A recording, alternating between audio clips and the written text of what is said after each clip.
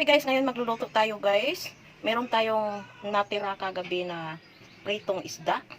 Ito po ang ating prito na natira. So gawin natin ito, lagyan natin ng miswa. So ito meron tayong miswa, lalagyan din natin ng, meron din tayong egg, itlog. So ito ang ating lulutuin for today kasi hindi ako nakapagpamalingki. So let's cook. So ngayon guys, maglagay tayo ng mantika, kunting mantika lang. So hintayin natin na mainit ang mantika bago natin ilagay ang ating ahos at saka bombay. Ngayon ilagay na natin ang ating ahos.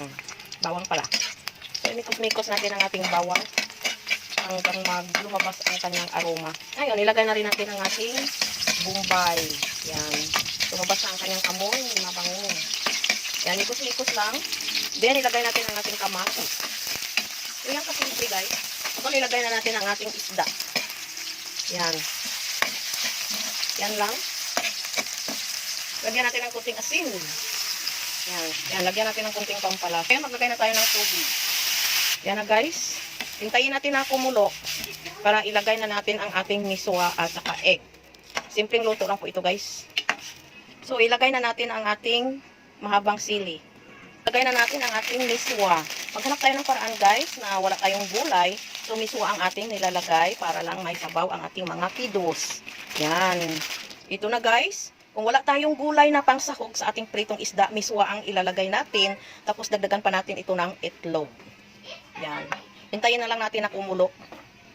So ngayon kumukulo na siya guys. Tikman natin ang lasa. Yummy. So ngayon ilagay na natin ang ating egg. Yan. Lang simple lang ang ating luto. Yan.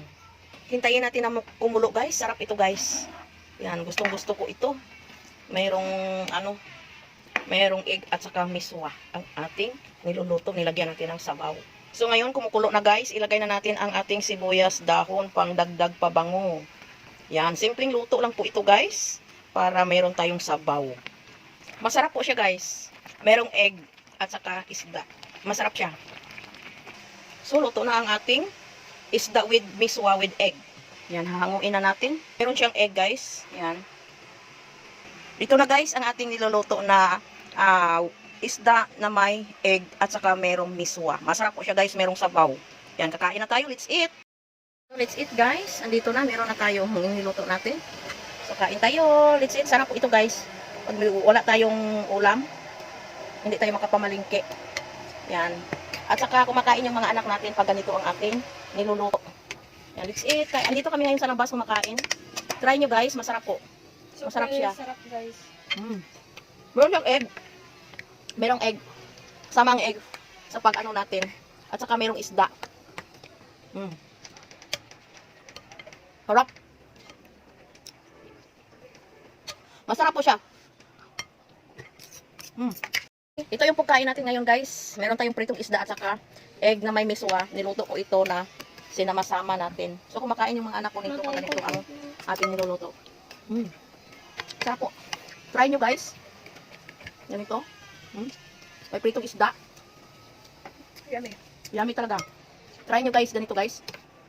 So yummy guys. May miswa. Thank you for watching guys. Bye bye.